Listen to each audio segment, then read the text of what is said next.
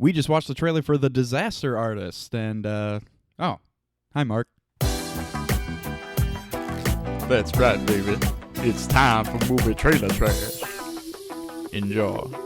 Hello, and welcome to Movie Trailer Trash. Today, Bethany is not here, but we have a very special guest who's going to talk about the Disaster Artist trailer with us, and it's him, the one, the only Brandon Prosek. Oh, Charlie. Yeah,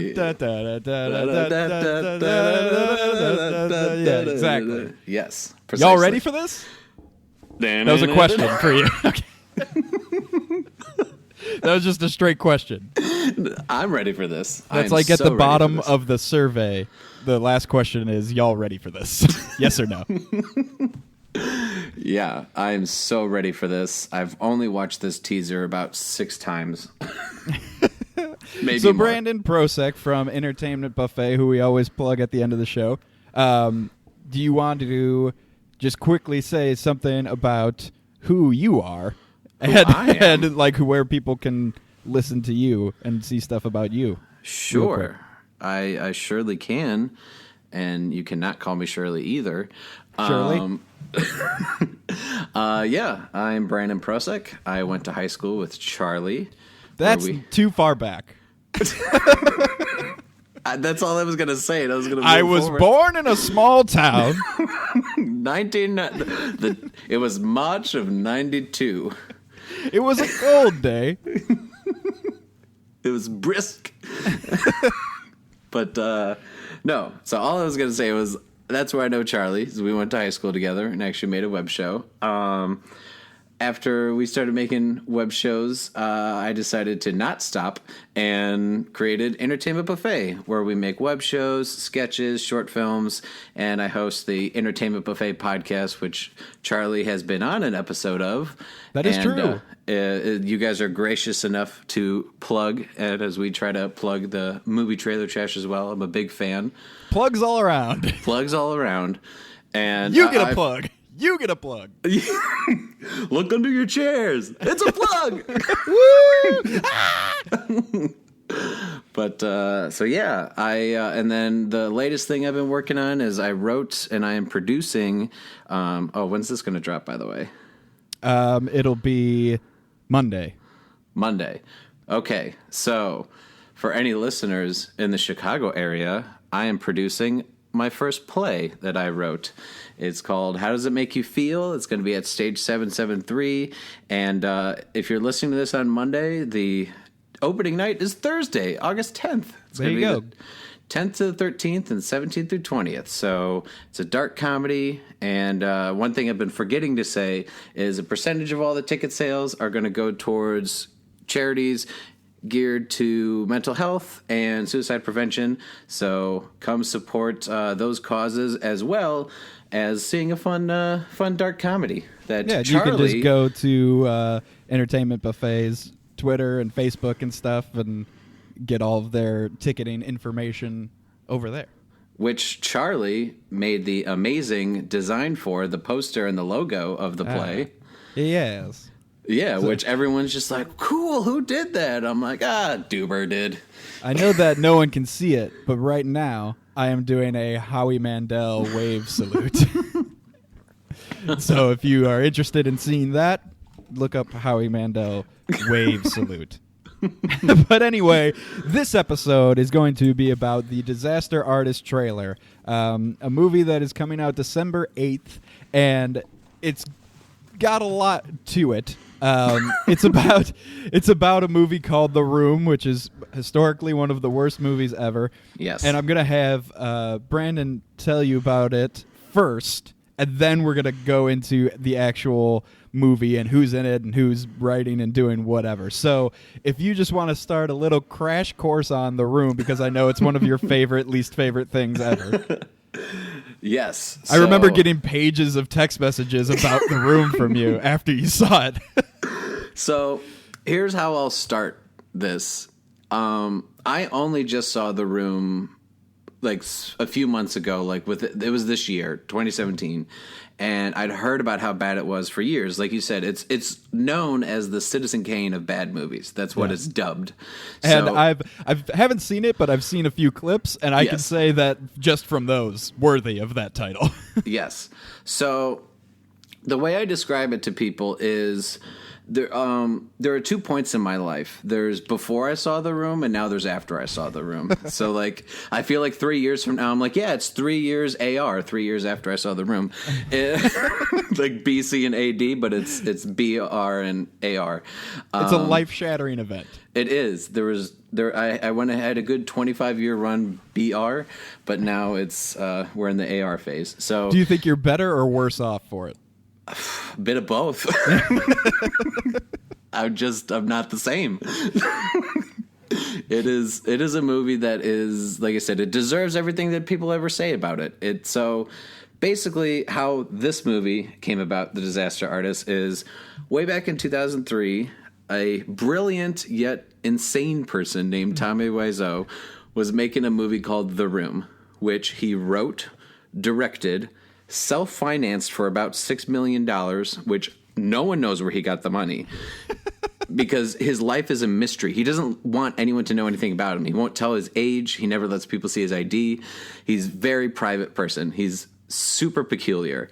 And he wrote, directed, produced, financed it himself, and is the lead character, Johnny, in the movie. And so basically the movie was just, I hate to say it, but a disaster behind the scenes because he did not know what he was doing. He was insane. And like 3 different cinematographers quit and like crew would quit. The actors were like just mentally drained. It was, as they say, it was just a disaster. And that's where basically his good friend at the time, Greg Sestero, I don't know how to say it correctly. Sestero! Was this young actor who he had met and didn't want to be in the movie, but Tiny pretty much like, and this is something he gets on in the book. Greg wrote the book, The Disaster Artist. So the guy who plays Mark in The Room. Yes. Wrote the book, The Disaster Artist, about the behind-the-scenes terrible. About how, and basically he talks about in the book, and I can just talk so much about the book, Tommy was offering him so much money that at that point as a struggling actor, Greg's like, I'd be dumb. Like he was going to buy him a car, a brand new car, plus whatever his payment was. So he's like, I know this movie sucks, but I gotta. And so he did it, and, it got released in like a couple theaters. I think it made like $1,800, like next to no money.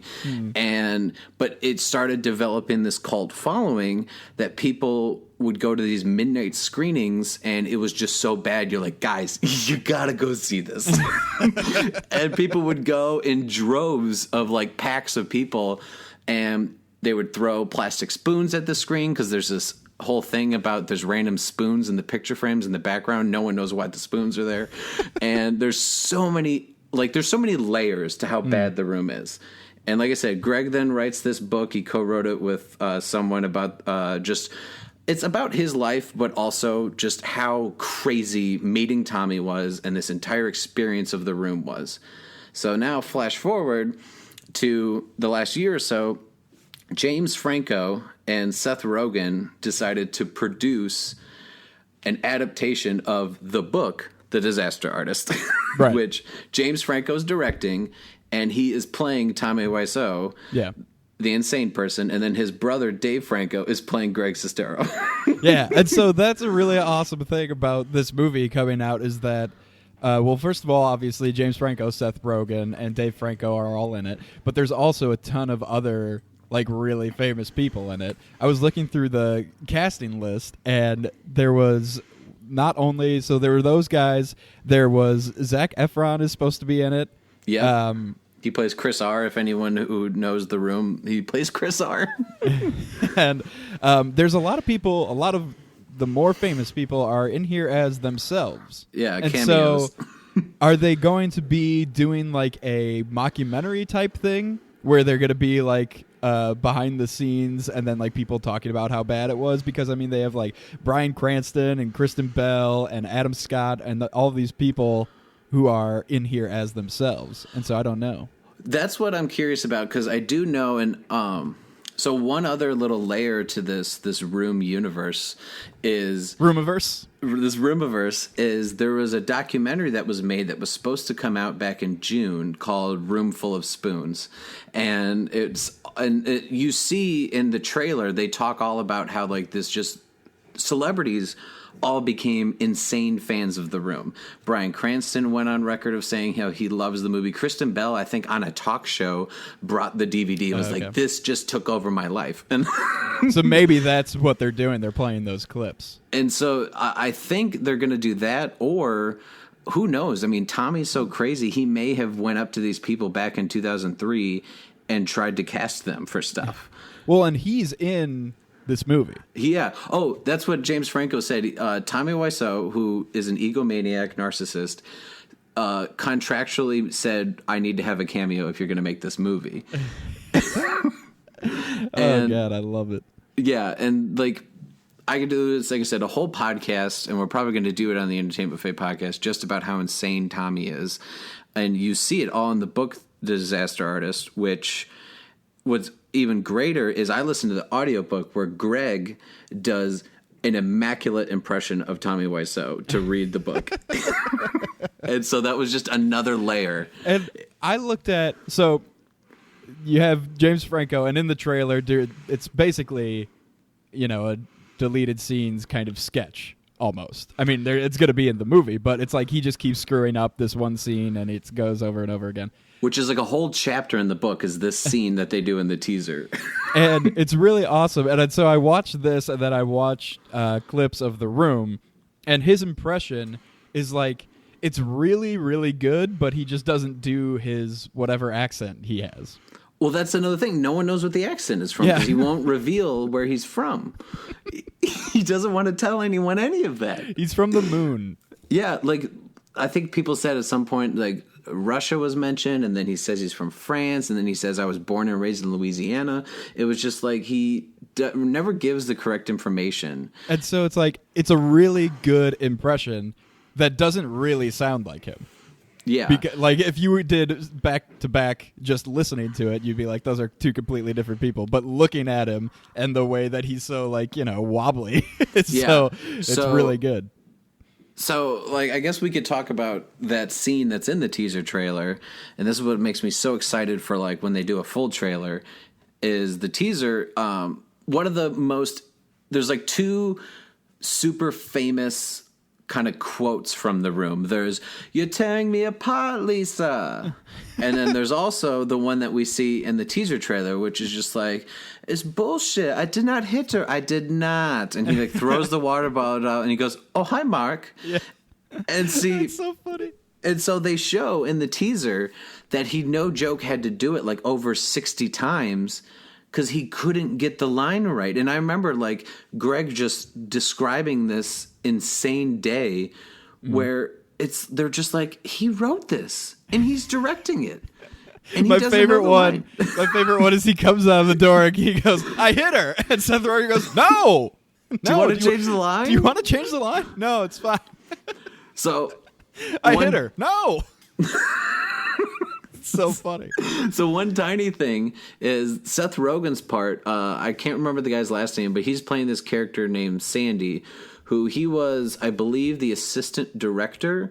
But what ended up happening during the process is because Tommy had zero film experience, like negative experience. And so often he would just be like, yeah, like zero, like less than zero experience. So Sandy, Tommy would pretty much just tell this assistant director, Sandy, played by Seth Rogen, like, "Oh, you call action and you do this." And so like this Sandy guy pretty much was directing, and years later he sued to try to get co-directing because he's like, "I did all this fucking work and now it's blowing up. It's just like a huge like hole in my career. Like I want the credit for it." That reminds me of I watched like a behind the scenes on the Star Wars prequels.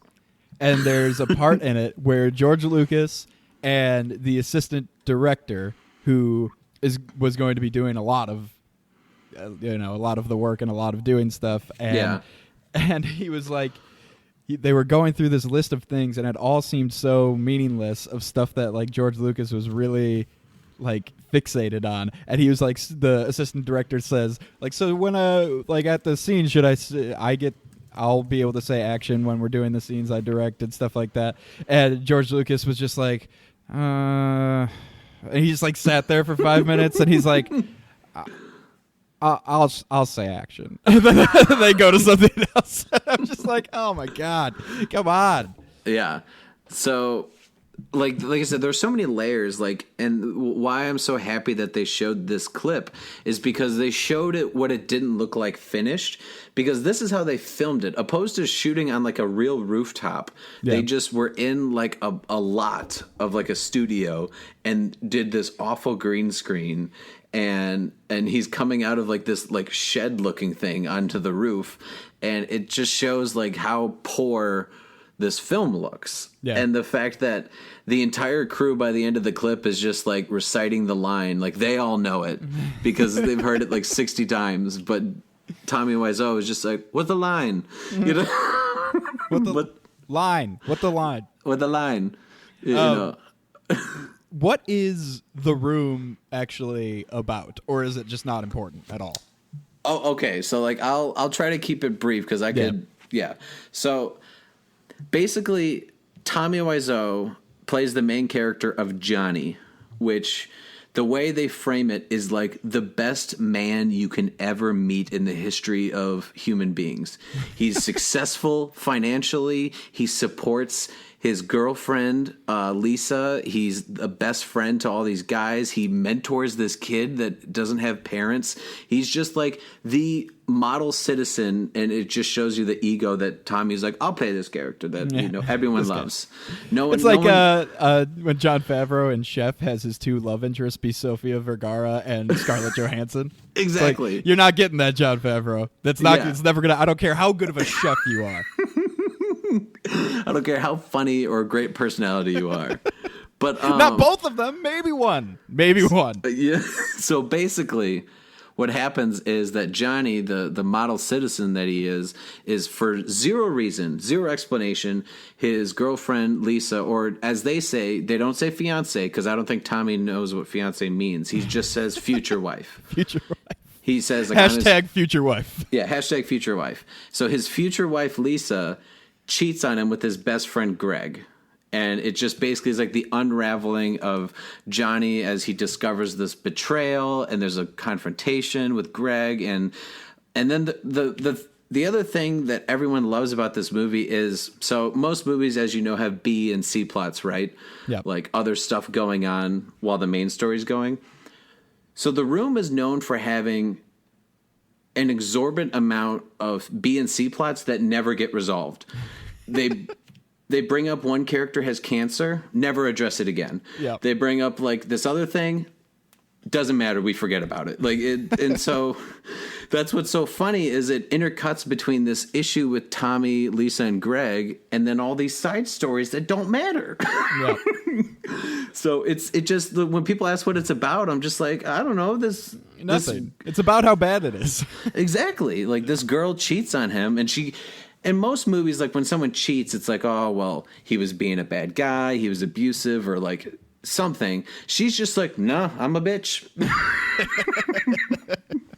Well, I'm really interested in this movie, in The Disaster Artist, in how they're going to do it, and also if they're going to choose to make you care about this crazy person at all, or if they're just going to go full on comedic, look at this crazy guy. Yeah. So like I've kind of read some interviews from James Franco and Seth Rogen as they talk about The Disaster Artist. And like many people are like, are you just making fun of it? And they're like, no, we love The Room. Like we love the movie. And so how I was heard it was described, but we'll have to wait and see until December. I was heard it was described it as the situation that happened in real life was so hilarious and ridiculous. We're going to play it straight because the content is funny as it is. Okay. Yeah, so like cool. they're like they'll probably spice up a little things, but I don't think they're going to spoof it or anything. I think they're just like, look how ridiculous this is. It's hilarious. And this movie was written by these two guys, Scott Neustadter and Michael H. Weber. And they are the writing teams responsible for a bunch of like early 20s romantic comedies, basically. So 500 Days of Summer, Paper Towns, Fault in Our Stars, and The Spectacular Now. Jesus. And so like they're these comedies, like romantic comedies, basically, but they also are fairly real in a lot of them. The only one I've seen is 500 Days of Summer, which I thought was good, but yeah, it's Joseph Gordon-Levitt and Zooey Deschanel. Yeah, so it gets a little like, ooh, look at us, yeah, we're super cute and stuff like that. But it kind of worries me that James Franco and Seth Rogen aren't writing it. See, okay, I don't know anything about the careers of the writers. I'll admit that. I didn't do any research on what they've done. My guess, and like this is maybe a very out there guess, like based on the cameos that are involved and like all these people, I think that these writers were probably just humongous fans of The Room. And maybe, yeah. I mean, you'd have to be, because it feels like everyone involved loves the movie, and they're just like, because there's cameos from the three hosts of How Does This Get Made, the show where they podcast where they make fun of really bad movies. Yeah. And they all, obviously love how horrible this movie is. So like they all have cameos. And like you said, Kristen Bell, like all these people, I wouldn't doubt if that they were looking around for writers, and like there was probably these two guys, they're like, we have to do this. Like yeah. We love the book, we love The Room, like we have to. And maybe James Franco's friends with them, who knows? Well, and that's the only reason you would do it, is because I bet that James Franco and Seth Rogen have a lot of control over this movie. For and sure. Also, especially because this is a A24 movie, which Yeah. They just basically let directors and writers do whatever they want, and then the final product, if it's good, they put it out for the most part. And they're really awesome, and they probably just give them full control to do whatever and hire whoever they want, and that bodes well. Maybe it won't be it's probably not going to be as funny as I want it to be. And but see, it'll still probably be really good. Yeah, it'll be interesting. I mean, I have heard that they really go based off the book. So if you want to check out The Disaster Artist, I really recommend the audiobook.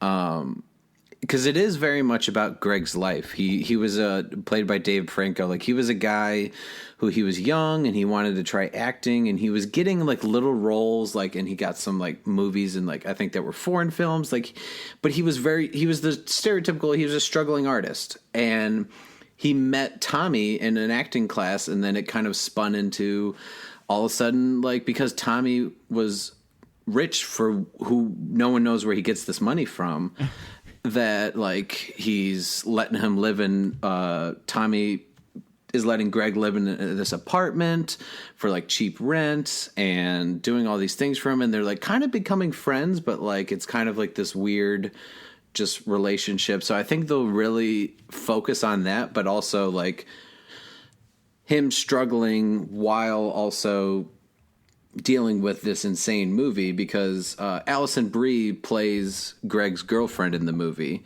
And so I think they'll show how like that girlfriend was just like, Tommy's insane, you need to get away from him. Just gonna be the same person that she is in Mad Men.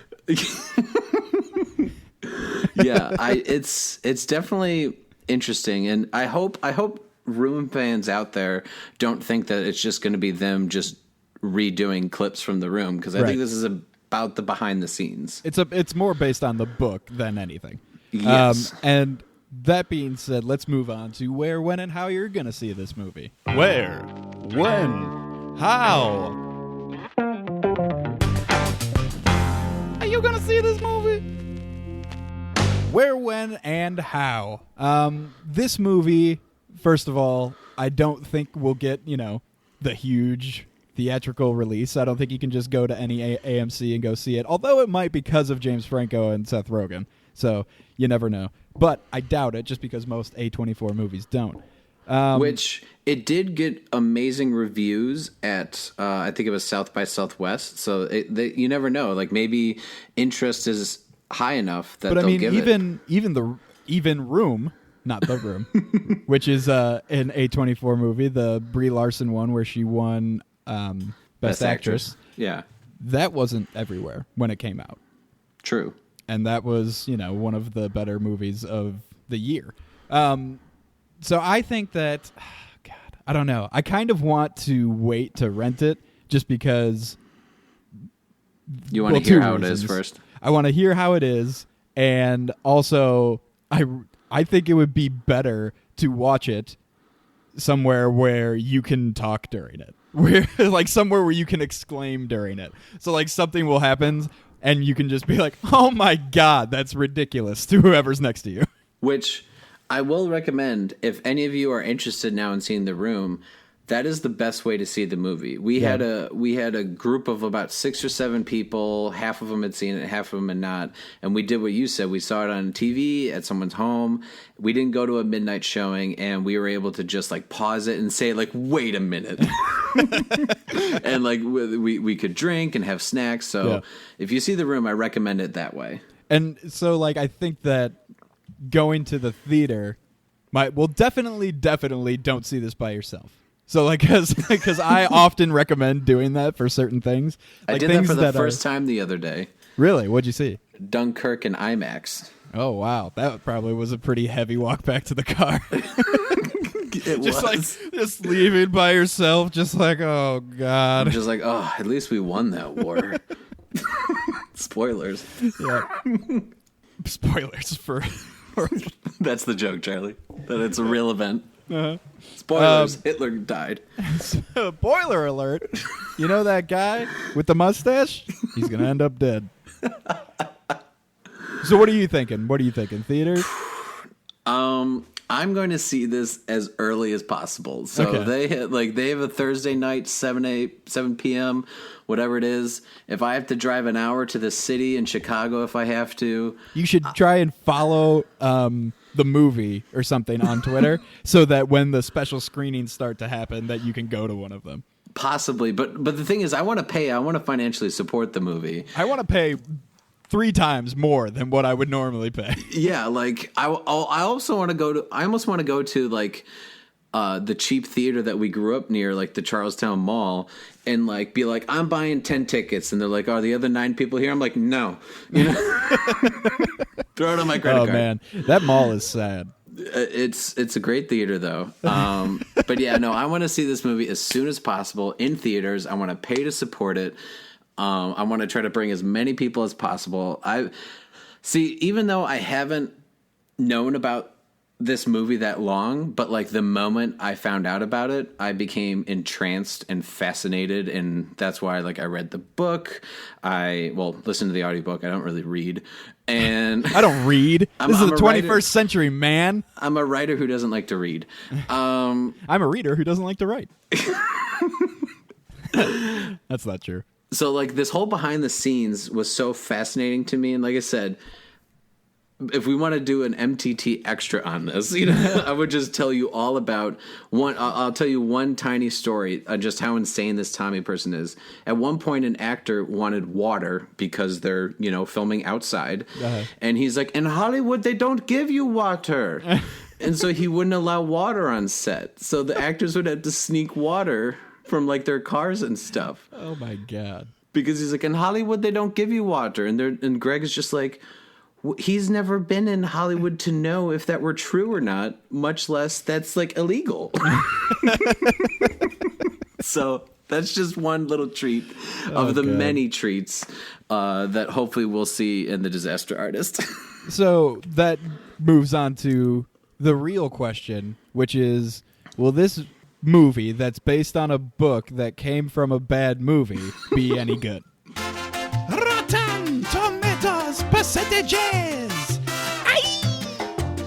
So a lot of people have talked about, like, wouldn't this be the ultimate redemption for The Room, that 14 years ago it was released and just was an atrocity. And then for all these years later, there was a book, there's a doc, which, by the way, the doc that I pre-ordered, Tommy Wiseau sued the people making the doc, and now it's not out yet. So Ridiculous. wouldn't it be the ultimate turnaround that the movie based off The Room like gets nominated for an Oscar? That'd be amazing. James Franco wins Best Actor for playing him? Or nominated for Best Picture? Are you kidding me? Or like I don't screenplay think or that something? that will happen. Nominated. I don't think it'll win, but nomination, you never know. You never know. Maybe. I don't know. I don't think they want to... It's got a December release, which a lot of award films like to do, is they put it at December because the awards people forget about stuff earlier in the year. I have a feeling that the Academy, in all of their, holy wrath, will not want to give this group of people any awards. Ever. I don't know. As something I know they like James Franco, but I don't think they like him when he's with all these other people. But this was actually something I brought up on the latest episode of Entertainment Buffet podcast, is the movie Con Air has an Oscar, or at least an Oscar nomination, and so does Suicide Squad. So you never know. It would be like nominating Chevy Chase back in like the 70s. Well, Well, why didn't they, damn it? I don't know. I think, and that's one thing that's so great about this film is, like I said, all these celebrities love it. Right. So you never know. They could all be in the Academy and they're like, we gotta. Yeah. Maybe Bryan Cranston can be the linchpin. Can be Yes. the connector of the whatever. It's just like how John C. Reilly is the connector for all of those Will Ferrell movies. Yeah. Bryan Cranston will just be like, nominated, or I'm going to Heisenberg your ass. All right, so Rotten Tomatoes percentages. What do you think it will turn out getting? Okay. Critics-wise or audience-wise, which would you like first? Do critics first. Critics. I'm going to predict that it's really good, but it's not going to do anything in the 90s. I'm going to guess 83. Okay. 83% from critics. That's about where I was going to go. I was going to say 85% from critics, and then I was going to say that it's going to get like a 72 from audience. From audience, really? And I think that the reason for that is one thing that you said earlier and another thing. So, like, I think people who are obsessed with The Room, with just the movie and how bad it is, will go to it, and like you said, it won't be just like a recreation of a bunch of scenes from The Room, and they'll be not disappointed necessarily, but they went in with false expectations. And then also I think there's going to be a lot of people that are going to see a James Franco Seth Rogen movie, and it's not going to be that. Interesting.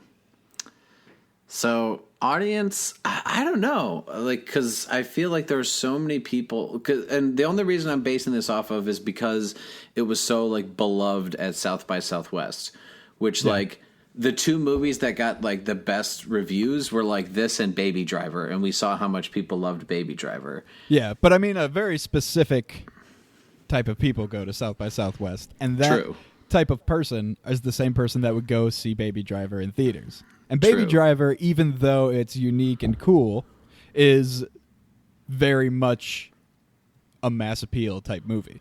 It's like an action driving movie, heist and gangsters and all kinds of stuff. And so, this is more specific.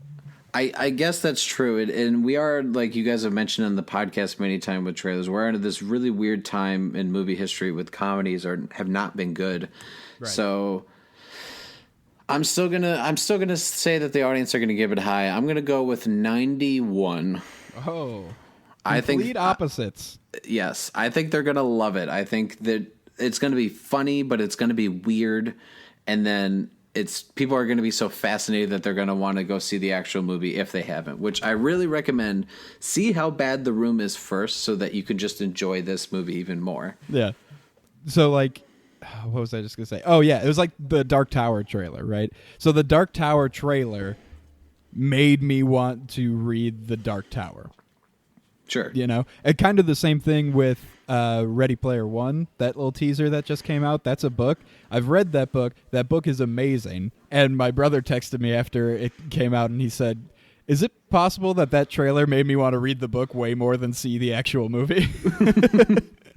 And, so maybe this will be one of those things where people get done with it and they'll just immediately want to read that book or watch the movie or whatever. Yeah. And I mean, I've gone to the phones and I'm looking at Rotten Tomatoes, and it was just even stuff like, so Baby Driver, which has a really good rating. It's at 95% from critics, but it still dropped under 90 for audience. So Interesting. Like it wasn't as, because I'm telling you, man, people go in with these expectations of, this is going to be exactly what I think it should be. And then they very true. leave disappointed when it's not exactly the same, when it has any sort of uniqueness to it. Now you're making me want to change my percentages. Nope, I already wrote them down. Oh, damn it. In ballpoint pen, no less. I was going to say, he wrote them in the cement and the cement dried. It's dried.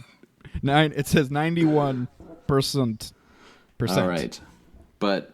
yeah, the Room is just like, The Room, don't watch by yourself, because I was just thinking about how they're going to handle in this movie. There's like 13 minutes of awkward sex scenes in The Room. Nice. Which Tommy, of course, inserted himself into being in the sex scenes. Inserted himself? Yes. But what's funny is the one where he's supposed to be, romancing, if you will, canoodling his... inserting his future wife, Lisa. It does not look anatomically correct. Like, we were all wondering. So that's why a lot of people think Tommy Wiseau is an alien, because, like, does he know how sex works? Like, he's like, if he was having sex with that actress, it would be like her, like, underboob / like belly button. Like, he's nowhere close. I hope that the only instance of alien activity ever recorded is this guy coming to Earth and making this shitty movie, and that's it. Well, I mean, there are so many crackpot theories about Tommy because, like I said, he gets the $6 million. No one knows where. And a lot of people think, like, he's involved with, like, illegal activities, and this was his form of money laundering somehow. Okay. Like, someone's just like, look, we got to write off some money. Just go spend $6 million. He's like, oh, I have an idea. That's my Tommy impression. It's a good one. Oh. All right. Well, I think bottom line, go see this movie. Pay for it. Don't steal it. Yes. Because I don't do that, because I don't know how mostly. But also, you don't get the high quality whatever you get with other stuff. So go buy it at the theater. Go pay to see it at your Redbox. At your local Blockbuster. At your local Blockbuster. And see what happens. I'm going to say go support us by going to support us on Patreon. You just look up Movie Trailer Trash. Go get us on Facebook, Movie Trailer Trash Podcast, at MTT Podcast on Twitter, and mttpodcast.com, which is where there's so many things, so many articles and news and things you can look at. And also, as always, rate and review us on iTunes, and it makes a big old difference for people who want to see us. And tell your friends. Brandon, is there anything else you want to plug? Yeah, just as I said before, check out Entertainment Buffet Podcast, entertainmentbuffet.com. And if you're in the Chicago area, we're having 10 showings of the dark comedy How Does It Make You Feel? Please come to entertainmentbuffet.com for more information and see if you can come check it out. Like I said, Charlie did an amazing work on the artwork, and we had so many people contribute, whether it was donors from our Indiegogo that we're going to be thanking, or just the cast and crew that have put in so much hard work in this play. So please come support Chicago theater if you're in the area. Support Chicago theater, support the disaster artist, support James Franco and his hilarious accent. We'll see you later, everybody. Adios.